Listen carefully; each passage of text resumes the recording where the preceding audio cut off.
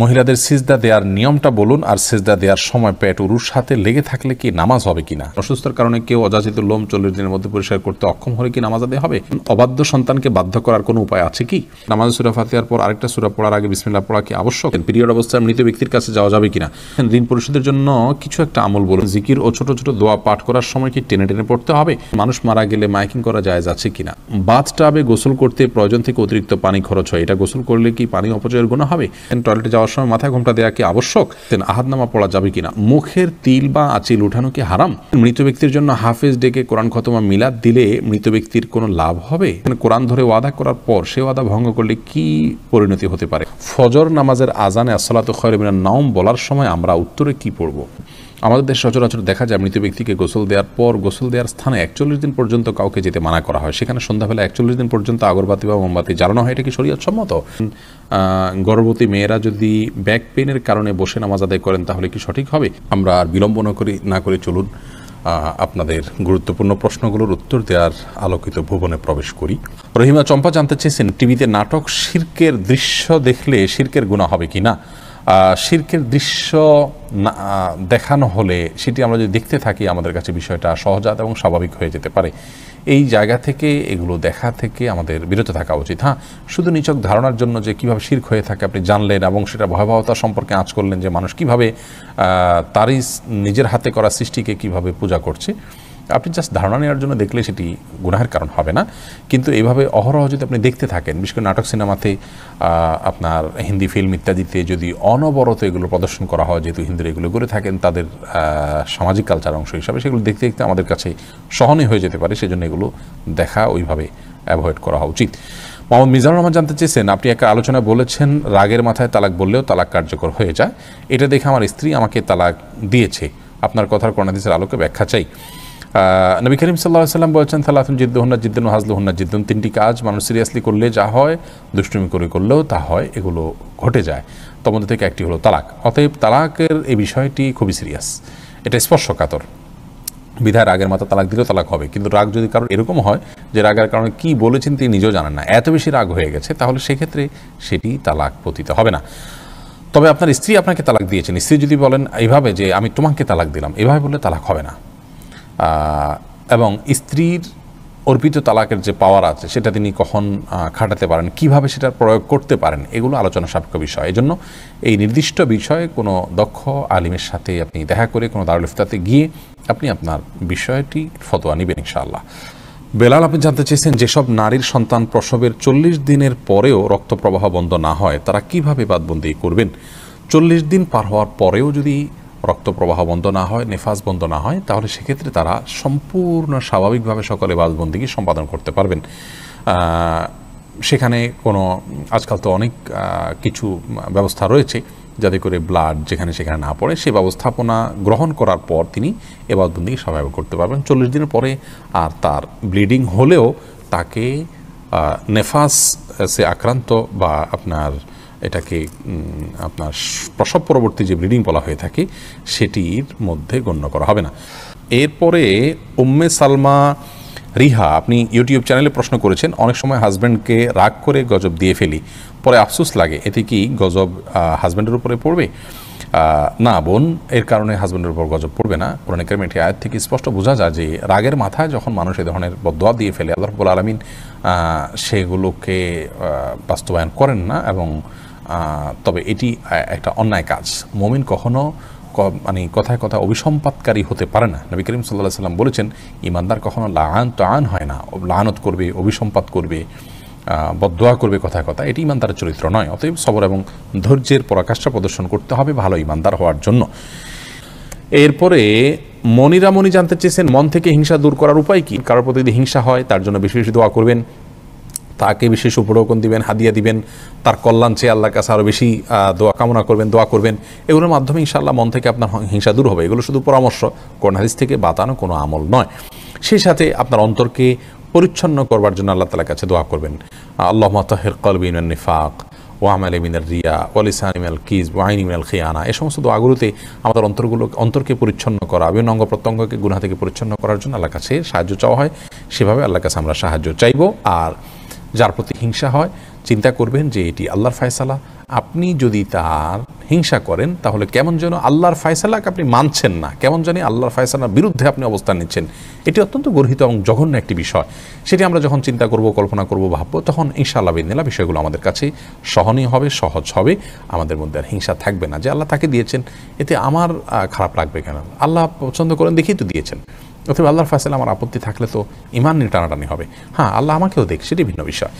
Abu Bakr Siddique wise এআডি থেকে আপনি জানতে চেয়েছেন, মৃত ব্যক্তির গোসল দিয়ে টাকা নেওয়া জায়েজ আছে কিনা? গোসল দেওয়াটা মুসলিমদের কর্তব্যের অংশ, দাফন, গোসল, কবর দেওয়া। এই জন্য এগুলো দিয়ে কোনো মানুষ সেগুলো করে টাকা নেওয়াটা তার জন্য উচিত নয়, এটা জায়েজ নয় তার জন্য। নামাজে সূরা পড়ার ব্যাপারে কি ধারাবাহিকতা মানতে হয়? ধারাবাহিকতা রক্ষা করা উত্তম, ভালো। যদি কোনো কারণে ধারাবাহিকতা বিচ্ছিন্ন হয়ে যায়, ওলামা ইকরাম সেটাকে মাকরুহ বলেছেন, অপছন্দনীয় এবং অনুচিত বলেছেন। তবে স্বাভাবিক অবস্থায় ধারাবাহিকতা রক্ষা করা উচিত। এরপরে আবু সিদ্দিক হানিফ জানতে চেয়েছেন, ঘরে বিড়াল থাকলে নাকি নামাজ হয় না, এটা কি সত্য কথা? না, এটার কোনো ভিত্তি নেই। ঘরে বিড়াল থাকলে নামাজ হবে না, কেন? নামাজ হবে। আর দীপু জানতে চেয়েছেন, অজু করার পর প্রাইভেট অর্গানে হাত স্পর্শ করলে কি অজু ভেঙে যাবে? ইমাম আবু হানিফা রাহিমাহুল্লাহর মত অনুযায়ী অজু ভাঙবে না, এবং এর সপক্ষে অনেকগুলো দলিল এবং যুক্তি আছে, বিভিন্ন স্পষ্ট হাদিস রয়েছে। যদিও অনেক ইমামদের মতে যদি কোনো আড়াল ছাড়া স্পর্শ, মানে সরাসরি স্পর্শ করেন, তাহলে সেক্ষেত্রে অজু ভঙ্গ হবে। মোহাম্মদ মোজাম্মেল হোসেন আপনি জানতে চেয়েছেন, প্রতিবন্ধী শিশুরা কি বাবা মায়ের পাপের ফসল? প্রতিবন্ধী শিশুরা কখনোই বাবা বা মায়ের কিংবা বাবা মা উভয়ের কোনো পাপের ফসল হতে পারেন না। আল্লাহ রাব্বুল আলামিনের অমোঘ বিধান হলো, একজনের পাপের প্রায়শ্চিত্ত আরেকজনকে করতে হয় না, একজনের পাপের বোঝা আল্লাহ রাব্বুল আলামিন আরেকজনের উপরে চাপান না। বাবা মা যদি পাপ করে থাকেন তো তাদের পাপ তাদেরকে পাবে, তাদের পাপের কারণে সন্তান প্রতিবন্ধী হবে এমন কোনো কথা ইসলামী শরীয়ত অ্যালাউ করেন। এটা সম্পূর্ণ ভুল এবং কুসংস্কারাচ্ছন্ন একটি বিশ্বাস। এই বিশ্বাস থেকে আমাদেরকে বেরিয়ে আসতে হবে যদি কারোর মধ্যে বিশ্বাস থাকে। বরং প্রতিবন্ধী শিশু, এই শিশু আল্লাহ তাআলার পক্ষ থেকে মা বাবার জন্য অনেক বড় পরীক্ষার বিষয়। তারা যদি এটিকে সবরের সাথে, ধৈর্যের সাথে প্রতিপালন করেন, তাহলে ইনশাআল্লাহ বিদিন আল্লাহর কাছে তারা মহা পুরস্কার পাবেন। এ বিষয়ে আমরা মুসনাদ আহমদের একটি হাদিস পাই, তিরমিজির একটি হাদিস পাই। নবী সাল্লাল্লাহু আলাইহি ওয়াসাল্লাম বলেছেন যে একজন ইমানদারের নিজের প্রতি আল্লাহ তাআলা তাকে পরীক্ষা ফেলেন, তার মধ্যে বিপদ দেন, তার শরীরের মধ্যে অর্থাৎ রোগবালাই দিয়ে। আবার কখনো তার সন্তানকে দিয়ে তাকে আল্লাহ তাআলা পরীক্ষা করেন। আবার কখনো সম্পদের মধ্যে কোনো প্রকার ক্ষয়ক্ষতি দিয়ে আল্লাহ তাআলা পরীক্ষা করেন। হাদিস থেকে বোঝা যায় যে সন্তানের মধ্যে কোনো প্রকার ক্ষয়ক্ষতি হওয়া, সন্তান বিকলাঙ্গ হওয়া কিংবা প্রতিবন্ধী হওয়া, এগুলো সবগুলো আল্লাহ তাআলার পক্ষ থেকে পরীক্ষা। আর এই পরীক্ষা যদি কেউ সবর করতে পারেন এবং আল্লাহ তাআলার এই পরীক্ষায় উত্তীর্ণ হওয়ার চেষ্টা করেন, আল্লাহর সিদ্ধান্তকে মেনে নেন এবং এই কষ্টকে সহ্য করেন আল্লাহ তাআলার ফয়সালার প্রতি সন্তুষ্টির কারণে, তাহলে আল্লাহ রাব্বুল আলামিনের সাথে এই ব্যক্তি সাক্ষাৎ করবে কিয়ামতের ময়দানে এমত অবস্থায় যে তার কোনো গুনাহ থাকবে না। হাদিসটি তিরমিজিতে বর্ণিত হয়েছে। অন্য আরেকটি হাদিসে আসছে, নবী সাল্লাল্লাহু আলাইহি ওয়াসাল্লাম বলেছেন, ইন্না আইজামাল জাযাই মা আইজামিল ওয়ালা, নিশ্চয়ই আল্লাহ রাব্বুল আলামিনের পক্ষ থেকে পরীক্ষা যত বড় হবে তার জন্য পুরস্কারও তত বড় হবে। অতএব কোনো বাবা মা যদি প্রতিবন্ধী সন্তান জন্ম দেন, তাহলে তাদের জন্য এটি অনেক বড় পরীক্ষা, তাদের প্রতিদান আল্লাহর পক্ষ থেকে অনেক বড় হবে ইনশাআল্লাহ বিদিনা, যদি তারা সবর করতে পারেন। মুসনাদ আহমদের এক বর্ণনায় এসছে যে নবী সাল্লাল্লাহু আলাইহি ওয়াসাল্লাম বলেছেন, কোনো ব্যক্তি যখন অসুস্থ হয়, রুগ্ন হয় বা তার শরীরে কোনো ত্রুটি থাকে, কোনো প্রকার প্রতিবন্ধকতা থাকে, তখন আল্লাহ রাব্বুল আলামিন ফেরেশতাদেরকে বলেন যে আমার বান্দা যতটুকু আমল করতে পারে এই তার প্রতিবন্ধকতা নিয়ে, সেটুকু তোমরা লিপিবদ্ধ করো তার জন্য। এরপরে তাকে যদি আমি সুস্থতা দিয়ে দেই, তাহলে তো যেটুকু তার অসুস্থতা ছিল, প্রতিবন্ধকতা ছিল, সেগুলো থেকে এটি কাফারা হয়ে গেল এই কষ্ট সহ্য করার কারণে। তার কোনো গুনাহ, ভুল, ত্রুটি, বিচ্যুতি ইত্যাদি থাকলে সেগুলো আল্লাহ কাফারা দিয়ে দিবেন। আর যদি সেই ব্যক্তি অবস্থায় মৃত্যুবরণ করে, তবু আল্লাহ তাআলা তার প্রতি অনুগ্রহ করবেন, রহমত করবেন এবং তাকে মাগফিরাত নসিব করবেন। অতএব বিকলাঙ্গ হওয়া এটা কোনো দোষের বিষয় নয়। আর সন্তান বিকলাঙ্গ হলে সেটা বাবা মার পাপের ফসল, এই কথাটি মূর্খতা সুলভ কথা, এর সাথে কোরআন হাদিসের কোনো সম্পর্ক নেই। জাকারিয়া হাসান জানতে চেয়েছেন, দুশ্চিন্তা থেকে মুক্তির উপায় কি? দুশ্চিন্তা থেকে মুক্তির সর্বপ্রধান উপায় হলো আল্লাহ রাব্বুল আলামিনের সাথে কথা বলা। মানুষ দুশ্চিন্তাগ্রস্ত অবস্থায় যদি কোনো শক্তিশালী কোনো ব্যক্তির সাথে শেয়ার করতে পারেন, তাহলে কিছুটা নির্ভার ফিল করেন। আর আল্লাহ রাব্বুল আলামিনের চাইতে শক্তি ধরার কেউ নেই, তিনি কাদির, সব কিছু করতে তিনি সক্ষম। অতএব আপনার দুশ্চিন্তা দূর করবার জন্য আল্লাহর সাথে কথা বলুন। সলাতে চলে যান, বিশেষ করে সিজদায় গিয়ে আল্লাহর সাথে দীর্ঘ সময় কথা বলুন, তাহাজ্জুদে উঠে যান এবং আল্লাহর সাথে কথা বলুন, কোরআনে কারীমের বিভিন্ন অংশ আপনি তেলাওয়াত করুন খুব ধীরে ধীরে, তেলাওয়াত শুনুন খুব ধীরে ধীরে, দেখবেন ইনশাআল্লাহ অন্তরের মধ্যে আপনি প্রশান্তি অনুভব করবেন। আলা বিযিক্রিল্লাহি তাতমাইন্নুল কুলুব, আল্লাহ বলেছেন অন্তর প্রশান্ত হয় আল্লাহর স্মরণে। অতএব আল্লাহর স্মরণ করা মুখে, অন্তরে, কোরআন তেলাওয়াতের মাধ্যমে, সলাতের মাধ্যমে, এগুলোর মাধ্যমে ইমানদারের অন্তরকে আল্লাহ তাআলা প্রশান্ত করে থাকেন। আল্লাহর দিকে যত বেশি ধাবিত হবেন, যত আল্লাহর সাথে সম্পর্ক গাঢ় করবেন, যত আল্লাহর সাথে সম্পর্ক নিবিড় করবেন, যত আল্লাহর সাথে কথা বলবেন, তত বেশি ইনশাআল্লাহ বিদিল্লাহ দেখবেন অন্তর প্রশান্ত হবে এবং দুশ্চিন্তা থেকে আপনি রক্ষা পাবেন। দুশ্চিন্তা এটাকে অনেক সালাফ বলেছেন জুনদুম মিন জুনুদিল্লাহ, আল্লাহ তাআলার বাহিনী সমূহের মধ্যে থেকে একটা বাহিনী দুশ্চিন্তা। এটা দিয়ে আল্লাহ রাব্বুল আলামিন অনেক মানুষকে শাস্তি দিয়ে থাকেন, অনেককে পরীক্ষা করে থাকেন। অতএব এইরকম পরিস্থিতিতে আল্লাহর কাছেই রুজু হওয়া, এটাই হলো সবচেয়ে বড় উপায়। অতএব ভরসা আল্লাহ তাআলার প্রতি করা এবং আল্লাহর দিকে রুজু হওয়া, আল্লাহর দিকে ধাবিত হওয়া, এটা হলো দুশ্চিন্তা দূরের সবচেয়ে বড় উপায়। যে ব্যক্তি আল্লাহর প্রতি তাওয়াক্কুল করবেন, তাকে খুব বেশি দুশ্চিন্তা গ্রাস করার কথা নয়। আল্লাহর উপর ভরসা করবে ইমানদার, যে ইনশাআল্লাহ আমার অভিভাবক আল্লাহ তাআলা, তিনি দেখছেন, তিনি দেখবেন। এটি যখন করবেন ইনশাআল্লাহ আপনার মধ্যে আস্থা জায়গাটা তৈরি হবে। যদি কোনো মানুষ তার তাওহীদ খুব মজবুত থাকে, আল্লাহর প্রতি আস্থা এবং ভরসা তার খুব মজবুত থাকে, তিনি জানেন যে আল্লাহ ছাড়া কেউ ক্ষতি করার কোনো ক্ষমতা রাখেন না, আর আল্লাহ যা লিখেছেন তা খণ্ডাবার করার ক্ষমতা নেই, এই বিশ্বাস যদি কারো মজবুত থাকে, তাহলে কোনো পেরেশানিতে তিনি খুব বেশি ভেঙে পড়ার কথা নয়। যার ঈমান যত মজবুত, তিনি তত পেরেশানিতে শক্ত থাকতে পারেন। আল্লাহ তাআলা আমাদেরকে সহজ করুন এবং সহায় করুন। আশরাফুল হক শুভ, আপনি জানতে চেয়েছেন, আমাদের দেশে সচরাচর দেখা যায় মৃত ব্যক্তিকে গোসল দেওয়ার পর গোসল দেওয়ার স্থানে 41 দিন পর্যন্ত কাউকে যেতে মানা করা হয়, সেখানে সন্ধ্যাবেলা 41 দিন পর্যন্ত আগরবাতি বা মোমবাতি জ্বালানো হয়, এটা কি শরীয়ত সম্মত? কোনো জায়গায় মৃত ব্যক্তিকে গোসল দেওয়া হলে সেখানে এই প্রথাটি আমাদের সমাজে অনেক ক্ষেত্রেই প্রচলিত আছে, যে আগরবাতি বা মোমবাতি ইত্যাদি সেখানে আপনার জ্বালানো হয় এবং সন্ধ্যাবেলা 41 দিন পর্যন্ত এই কাজটি করা হয়। কেউ সেখানে যেতে চাইলে নিষেধ করা হয়। এটি সম্পূর্ণ কুসংস্কার এবং এ ধরনের বিশ্বাসগুলো শিরকি বিশ্বাস, কুসংস্কারচ্ছন্ন বিশ্বাস। এর বেশিরভাগই এসছে হিন্দু সমাজ থেকে। একজন মুসলমানের এই সমস্ত কুসংস্কারকে বর্জন করা উচিত। যেখানে গোসল দেওয়া হবে সে জায়গার বিশেষ কোনো বিধান নাই, সেটা অন্য 10টা জায়গার মতোই একটি জায়গা। মাহমুদুল হাসান ভূঁইয়া, আপনি জানতে চেয়েছেন, ফজর নামাজের আজানে আসসালাতু খায়রুম মিনান নাওম বলার সময় আমরা উত্তরে কি পড়ব? এক্ষেত্রে জমহুর ফুকাহা বা বেশিরভাগ ইমামগণের মত হলো সাদাকতা ও বারারতা। আসসালাতু খায়রুম মিনান নাওম মানে হলো সালাত বা নামাজ, এটা ঘুম থেকে উত্তম। এটি যখন মুয়াজ্জিন বলবেন তখন তাকে বলতে হয় সাদাকতা ও বারারতা, অর্থাৎ হে মুয়াজ্জিন তুমি সত্য বলেছো এবং ভালো বলেছো, ভালো কাজ করেছো। এই কথা বেশিরভাগ ফুকাহা একরাম বা জমহুর ফুকাহা একরাম বলতে বলেছেন মুয়াজ্জিনের জবাবে, এবং একটি রেওয়ায়েতে এটি এসছে, যদিও রেওয়ায়েতটা সনদকে অনেক মুহাদ্দিসগণ যঈফ বলেছেন। আর এই কারণে অন্য একদল উলামা একরাম বলেন যে আসসালাতু খায়রুম মিনান নাওম যখন বলবো আমরা, মুয়াজ্জিন যখন আসসালাতু খায়রুম মিনান নাওম বলবে, আমরাও আসসালাতু খায়রুম মিনান নাওম বলবো। এর কারণ হলো যে আসসালাতু খায়রুম মিনান নাওম এই বাক্যটি মুয়াজ্জিনের বাক্য, আর এক্ষেত্রে নবী আলাইহিস সালামের সাধারণ যে নির্দেশনা বুখারী মুসলিমে আসছে যে ফাকুলু মিসলা মা ইয়াকুল ইযা সামি'তুমুন নিদা, যখন তোমরা মুয়াজ্জিনের আযান শুনবে ফাকুলু মিসলা মা ইয়াকুল মুয়াজ্জিন, তখন মুয়াজ্জিন যা বলবে হুবহু তোমরা তা বলো। শুধুমাত্র হাইয়া আলাস সালাহ হাইয়া আল ফালাহর মধ্যে নবী আলাইহিস সালাম ওই হাদিসে লা হাওলা ওয়া কুওয়াতা ইল্লা বিল্লাহ বলতে বলেছেন। অতএব দুইটা বাদে বাকি সবগুলোতেই ওই হাদিসের সাধারণ যে নির্দেশনা সেটা অনুযায়ী আসসালাতু খায়রুম মিনান নাওম শুনলে আসসালাতু খায়রুম মিনান নাওম অর্থাৎ হুবহু এটা অনুকরণ করার নির্দেশনা দিয়ে থাকেন। এসেছে রুবেল, আপনি জানতে চেয়েছেন এডি থেকে, নামাজে দাঁড়ানোর পর নাকি ডান পায়ের বুড়ো আঙ্গুল নাড়ানো যায় না, এটা কি সত্য? না, এরকম কোনো কথা আমাদের জানা নেই, প্রয়োজন হলে নাড়ানো যেতে পারে। তানজিনা বেগম জানতেছেন, কোরআন ধরে ওয়াদা করার পর সে ওয়াদা ভঙ্গ করলে কি পরিণতি হতে পারে? কোরআন ধরে ওয়াদা করা এটা ওয়াদা করার পদ্ধতি নয়, ওয়াদা এমনিই হবে। আল্লাহর নামে শপথ করতে চাইলে মুখে বলবেন আল্লাহর নামে আমি শপথ করছি, এটা হলো শপথের সঠিক পদ্ধতি। তানজিমা খানম জানতে চেয়েছেন আহাদনামা পড়া যাবে কিনা? আহাদনামা নামে যেটি প্রচলিত আছে আমাদের বিভিন্ন ওজিফার বই গ্রন্থগুলোতে, বইতে আমরা পাই, এই আহাদনামা পড়ার কোনো নির্দেশনা কোরআন সুন্নাহ আমাদেরকে দেয়নি। আমাদেরকে ইবাদত বন্দি করতে হবে সুন্নাহ অনুসারে, নবী আলাইহিস সালামের বাতানো পদ্ধতি অনুসারে। আল্লাহ তাআলা তাকে মডেল দিয়েছেন, তাকে ফলো করতে হবে। এর বাইরে মনগড়া কোনো কিছুকে ইবাদত হিসাবে আমাদের করা উচিত নয়। তৌফিকুল ইসলাম জানতে চেয়েছেন, বাথটাবে গোসল করতে প্রয়োজন থেকে অতিরিক্ত পানি খরচ হয়, এটা গোসল করলে কি পানি অপচয়ের গুনাহ হবে? অপচয়ের বিষয়টি আসলে ভ্যারি করে ব্যক্তির বা কোনো সমাজের লাইফস্টাইলের উপরে। আমরা আজকাল গোসলে যে পানিটা ব্যবহার করি, এমনিতে আপনার টেপে যে গোসল করি অথবা শাওয়ারে যে গোসল করি, সেটাও কিন্তু নবী রাসূলুল্লাহ সাল্লাল্লাহু আলাইহি ওয়াসাল্লাম বা সাহাবা ইকরাম যে গোসলে পানি ব্যবহার করতেন তার তুলনায় বহুগুণ বেশি। সেদিক থেকে তাকালে এটাকে অপচয় বলতে হয়। মূলত যেহেতু আমাদের এখন লাইফস্টাইলটা এই রকম যে আমরা আপনার এভাবে গোসল করি বা এই সিস্টেম আমাদের সমাজে রয়েছে, তো এর মধ্যে থেকে যতটুকু সম্ভব আমাদেরকে অপব্যয় বা অপচয় করার থেকে বেঁচে থাকার চেষ্টা করতে হবে। ধরুন আপনি বাথটাবে গোসলের জন্য যতটুকু পানি লাগে ততটুকু পানি ব্যবহার করলেন, এরপরেও প্রয়োজনে অপ্রয়োজনে আপনি টিপ ছেড়ে দিয়ে রাখলেন, সেটা অপচয় হবে।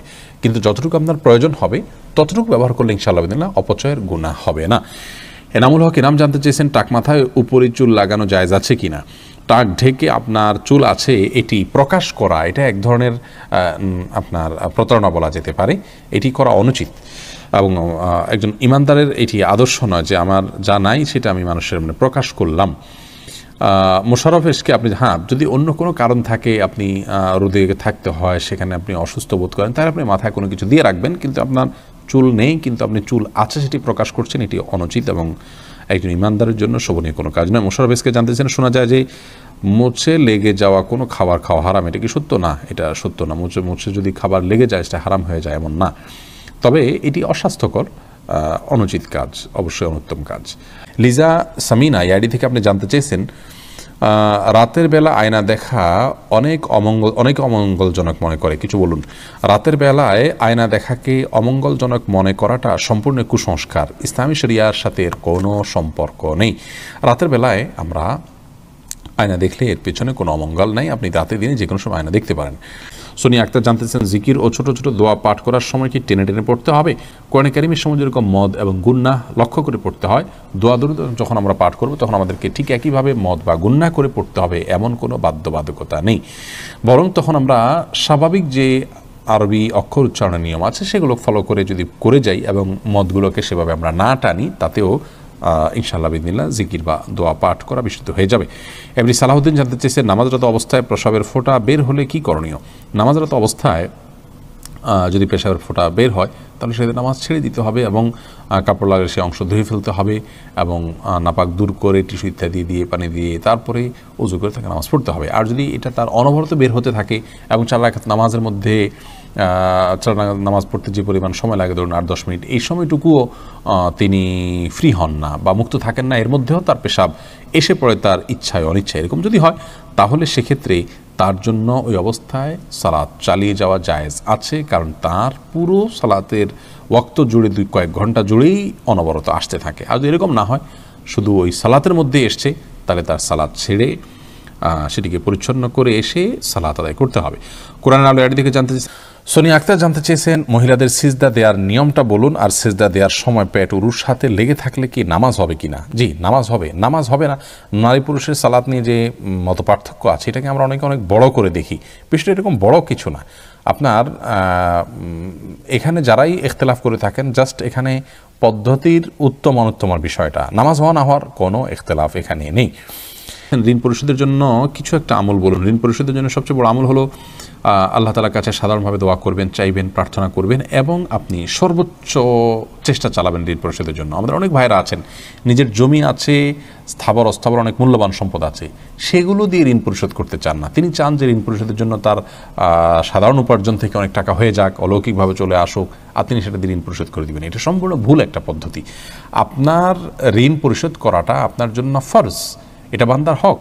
অতএব আপনার জমি থাকলে, সম্পদ থাকলে এগুলো বিক্রি করে আপনি ঋণ পরিশোধ করবেন এবং সেগুলো বিক্রি করার অপশন থাকলে বিক্রি করবেন। সেগুলো সব ধরে রেখে আপনি চাইবেন যে আল্লাহ তাআলা অলৌকিকভাবে আপনাকে টাকা দিয়ে দিক, সেটা দিয়ে আপনি পরিশোধ করবেন। এটা সম্পূর্ণ দুনিয়ার প্রতি আমাদের মোহ আছে এবং ঋণ পরিশোধের গুরুত্ব আমরা বুঝি না, সেটা স্পষ্টভাবে প্রমাণ হয় এমন একটি বিষয়। বিধায় এমনটি করা উচিত না। সেই সাথে ঋণ পরিশোধের জন্য কিছু দোয়া আছে, আল্লাহুম্মা কফিনি ফিনি বিহালালিকা আন হারামিকা ওয়াগনিনি বিফাদলিকা আম্মান সিওয়াক। আরও কিছু দোয়া আছে, ইউটিউব বা ফেসবুকে সার্চ দিলে আমাদের অনেকগুলো ভিডিও আছে, দেখে নিতে পারবেন। সেগুলো আপনি আল্লাহর কাছে সাধারণভাবে পাঠ করবেন, ইনশাআল্লাহ সেই দোয়াগুলো পেশ করবেন। সামিয়া ফেরদৌস জানতে চেয়েছেন তাহাজ্জুদ নামাজ কি ঘর অন্ধকার করে পড়তে হবে, এর কোনো ভিত্তি আছে কি? তাহাজ্জুদের নামাজ এটা আমরা ঘর অন্ধকার করে লাইট বন্ধ করে পড়তে হবে, এর কোনো ভিত্তি নেই। বরং সেটা আপনার যেভাবে খুশি আদায় করতে পারেন। আপনার মনোযোগের জন্য আপনি যদি আলো আধার করে নিতে পারেন, ডিম আলো করে নিতে চান, তো সেটি করতে পারেন, কোনো অসুবিধা নেই। তবে অন্ধকারেই পড়তে হবে এমন কোনো বাধ্যবাধকতা বা নিয়ম নেই। লামিয়া রহমান মোমো জানতে চেয়েছেন, মুখের তিল বা আঁচিল উঠানো কি হারাম? মুখের যে তিল বা আঁচিল আছে এটা যদি দৃষ্টিকটু হয় এবং আমাদের জন্য নানান দিক থেকে ত্রুটিপূর্ণ হয় তাহলে সেটা তোলা যেতে পারে। তবে আপনার আজকাল এই যে সূক্ষ্মভাবে লোমগুলো তোলা এবং এই জাতীয় অনেকগুলো কাজ আছে, যে কাজগুলো আপনার শোভাবর্ধনের নামে আমরা করে থাকি, সেগুলো করা যাবে না। সাদিক জানতে চেয়েছেন, মানুষ মারা গেলে মাইকিং করা জায়েজ আছে কিনা? মানুষ মারা গেলে তার মৃত্যুর সংবাদটা শুধু প্রিয়জনদের জানানো হলো যে তিনি মারা গেলেন, এটুকু মানুষকে জানানোতে দোষের কোনো কিছু নেই। তবে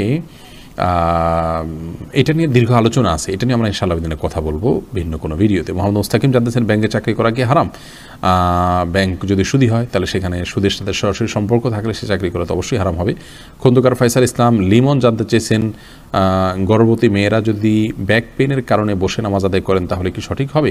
জি, দাঁড়া যদি স্বাভাবিক নামাজ পড়তে গেলে ব্যাক পেইন হয় তাহলে সেটা এবং সেটা অসহনীয় হয়, কষ্টকর হয়, রিস্কি হয়, তার জন্য পড়ে যাওয়ার আশঙ্কা থাকে, তাহলে তিনি ইনশাআল্লাহ বসে সালাত আদায় করতে পারবেন। যদি দাঁড়াতে পারেন তাহলে দাঁড়ানোর অংশটুকু দাঁড়ায় সালাত আদায় করবেন, এরপর রুকু সিজদা করাটা তার জন্য কষ্টকর হলে পরে বাকি অংশটা চেয়ারে বসে সালাত আদায় করবেন। আর যদি এটুকুও কষ্টকর হয় তাহলে পুরোটুকুই বসে সালাত আদায় করতে পারেন। আয়েশা সিদ্দিকা জানতেছেন, ফেসবুকে মৃত ব্যক্তির ছবি দেয়া বারবার কতটুকু শরীয়ত সম্মত? বিনা প্রয়োজনে এটা না করাই উচিত, তবে এটাকে হারাম আমরা বলতে পারবো না সরাসরি। রাকিব হাসান জানতেছেন, অসুস্থতার কারণে কেউ অযাচিত লোম 40 দিনের মধ্যে পরিষ্কার করতে অক্ষম হলে কি নামাজ আদায় হবে? অসুস্থতার কারণে বা কোনো ওজোর কারণে যদি হয়ে থাকে আদায় হয়ে যাবে ইনশাআল্লাহ বিদিনিল্লাহ। আসমাউল হোসনা ফেনু জানতে চেয়েছেন, পিরিয়ড অবস্থায় মৃত ব্যক্তির কাছে যাওয়া যাবে কিনা? যাওয়া যাবে, এতে কোনো অসুবিধা নেই। কাকুলি শেখ জানতেছেন, সাহসিদ্দাতে কি সেজদার তাসবিহ পড়বো? জি, অবশ্যই আপনি সেজদার তাসবিহ পড়বেন। রোশনার খাতুন জানতে চেয়েছেন, মৃত ব্যক্তির জন্য হাফেজ ডেকে কোরআন খতমা মিলাদ দিলে মৃত ব্যক্তির কোনো লাভ হবে? মৃত ব্যক্তির জন্য হাফেজ ডেকে কোরআন খতম পড়া, মিলাদ পড়া কোনো শিক্ষা ইসলাম দেয়নি। এটি সম্পূর্ণ আমাদের দেশীয় সংস্কৃতি বা আঞ্চলিক সংস্কৃতি বা আমাদের বানানো সংস্কৃতি। মৃত ব্যক্তি নিজে তেলাওয়াত করলে তার সব তিনি পাবেন, আমরা তেলাওয়াত করলে তার তেলাওয়াত করে তার সব তার জন্য পৌঁছাতে চাইলে সেটি অনকল আমার মতো জায়েজ আছে।